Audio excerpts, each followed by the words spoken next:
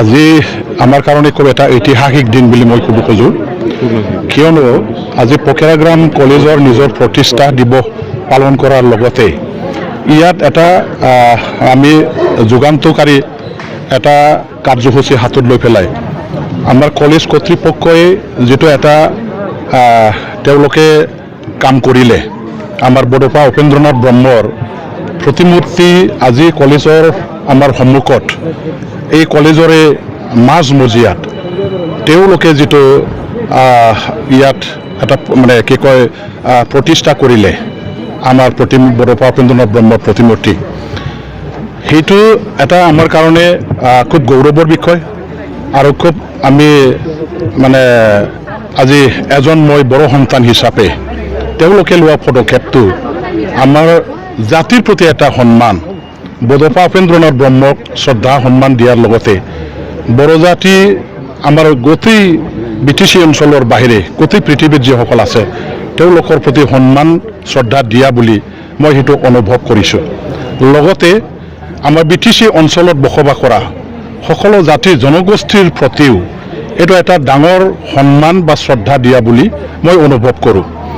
আজি আপোনাসকলে জানে যে গোটেই অসমত আমাৰ বড়োপা উপেন্দ্ৰনাথ ব্ৰহ্মৰ যেটো জন্মদিন সেই জন্মদিনটো অসম চৰকাৰে এটো এটা ছাত্ৰ দিৱস হিচাপে পালন কৰিবৰ কাৰণে কেতিয়াবাই সিদ্ধান্ত লৈ পেলাই গোটেই অসমত আজি তাৰিখলৈকে পালন কৰি আছে আৰু অদূৰ ভৱিষ্যতো পালন কৰি থাকিব উপেন্দ্ৰনাথ ব্ৰহ্ম ছাত্ৰ এই মানে জীৱনতে আমাৰ নিখিল বড়ো ছাত্ৰ সন্থাৰ সভাপতি হিচাপে তেখেতে বিশ্ববিখ্যাত এটা মানে জনজাগৰণ গণ আন্দোলন গণতান্ত্ৰিক যেটো আন্দোলন আমাৰ লাঞ্ছিত বঞ্চিত নিষ্পেষিত হোৱা নিপীড়িত হোৱা আমাৰ জাতি জনগোষ্ঠীৰ হকে যেটো আন্দোলন কৰিলে নিজৰ অধিকাৰ নিজৰ অস্তিত্ব নিজৰ ভাষা কলা সংস্কৃতি নিজৰ ক্ষমতাৰ কাৰণে এই সংগ্ৰামটো আজি পৃথিৱীৰ মানুহবিলাকে সকলোৱে গম পায় আমাৰ ভাৰতবৰ্ষৰ লগতে পৃথিৱীৰ মানুহবিলাকে বড়োপা উপেন্দ্ৰনাথ ব্ৰহ্মৰ ইতিহাসৰ বিষয়ে ভালকৈ জানে যাৰ প্ৰতি আজি সন্মান জনাই আমাৰ অসম চৰকাৰৰ ফালৰ পৰাও তেখেতক মানে কি কয় যুগমীয়া বনাবৰ কাৰণে এই ছাত্ৰ দিৱসটো উদযাপন কৰে গোটেই অসমত আজি ঠিক তেনেদৰে পকেৰাগ্ৰাম কলেজৰ পৰাও তেখেতসকলে বড়োপা উপেন্দ্ৰনাথ ব্ৰহ্মৰ যেটো প্ৰতিমূৰ্তি কলেজৰ মাজমজিয়াত স্থাপন কৰি এই একে ধৰণৰ শ্ৰদ্ধা সন্মান আৰু এটা মৰ্যাদাটো তেওঁলোকে যেটো প্ৰদান কৰিলে মই ইয়াৰ কাৰণে মানে কলেজ কৰ্তৃপক্ষ আমাৰ এইখন কলেজৰ লগত জড়িত থকা যিসকল ব্যক্তি আছে সমাজকৰ্মী আছে এই অঞ্চলৰ ছাত্ৰ ছাত্ৰী জাতি জনগোষ্ঠী ভাই বন্ধুসকললৈ ৰাইজলৈ মই একেলগে শ্ৰদ্ধা জনাইছোঁ ধন্যবাদ জ্ঞাপন কৰিছোঁ এইখিনি সন্মান এইখিনি মৰ্যাদা প্ৰদান কৰাৰ কাৰণে মই আজি এজন শিক্ষা বিভাগৰ BTCৰ EM হিচাপে সেইটোকে ক'ব খোজোঁ যে আমি অকল পকেৰাগ্ৰাম কলেজ নহয় BTC অঞ্চলত যিমানখিনি কলেজ আছে সেই কলেজসমূহতো ঠিক তেনেকুৱা ধৰণৰে আজি পকেৰাগ্ৰাম কলেজে তেনেকাকৈ বড়োপা উপেন্দ্ৰনাথ ব্ৰহ্মৰ প্ৰতিমূৰ্তি স্থাপন কৰিছে প্ৰত্যেকখন কলেজত এই ধৰণৰ প্ৰতিমূৰ্তি স্থাপন কৰিবৰ কাৰণে আমি সিদ্ধান্ত লৈ ল'ম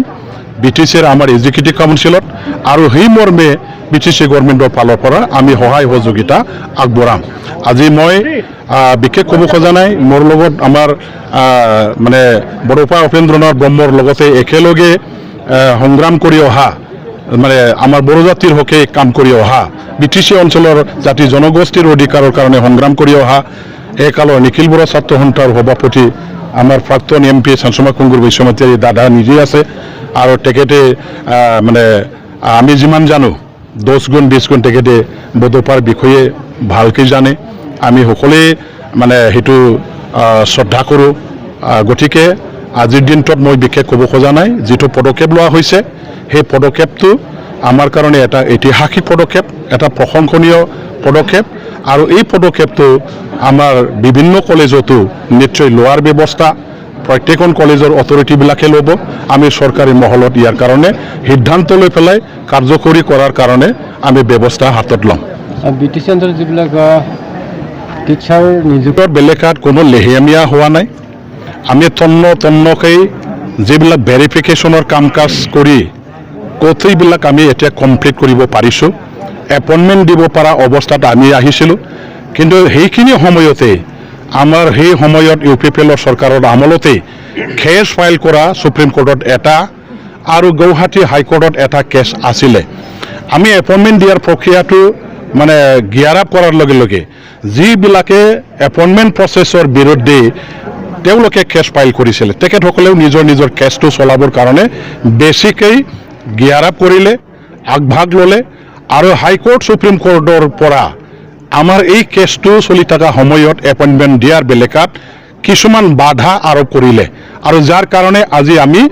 এপইণ্টমেণ্ট দিব পৰা এই পৰ্যায়লৈকে আহিও আমি এপইণ্টমেণ্টটো দিব পৰা নগ'ল কিন্তু অচিৰে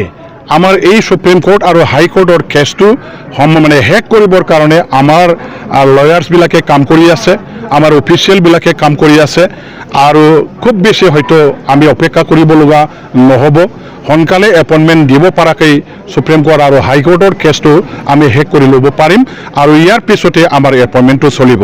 কোৰ্ট কেছ যদি নচলিলেহেঁতেন আমি কেতিয়াবাই এপইণ্টমেণ্টটো দিব পাৰিলেহেঁতেন কিন্তু আজি আইন আদালত কোৰ্ট কাছাৰীৰ মানে ঊৰ্ধত কোনেও যেহেতু থাকি কাম কৰিব নোৱাৰে আমি চৰকাৰ হ'ব পাৰোঁ কিন্তু কোৰ্টৰ আইনৰ আমি অধীনত থাকি পেলাই কাম কৰিব লগা হয় যাৰ কাৰণে আজি আমি কোৰ্ট কেছ থকাৰ কাৰণে বাধাৰ এটা সন্মুখীন হ'ব লগা হ'ল বাধাৰ এটা মানে এটা পৰ্যায় আমাৰ মাজত আহি গ'ল সেইখিনি অতিক্ৰম কৰি পেলাই এপইণ্টমেণ্ট দিয়াৰ কাৰণে আমি আইনগতভাৱে যিটো ৰাস্তা ল'ব লাগে ব্যৱস্থা ল'ব লাগে সেইখিনি ব্যৱস্থা আমি লৈ আছোঁ আমি অচিৰে সেইটো মানে আমাৰ ছাত্ৰ ছাত্ৰীসকলে গাৰ্জেন অভিভাৱকবিলাকে যেনেকুৱাকৈ বিচাৰিছে নতুন এপইণ্টমেণ্ট মানে দিয়াৰ কাৰণে বা পোৱাৰ কাৰণে সেইখিনি আশাটো পূৰণ কৰিব পৰা হ'ব বুলি মই আপোনালোকৰ থ্ৰুৱেদি ৰাইজলৈ মানে সেইখিনি মেছেজটো পঠিয়াব বিচাৰিছোঁ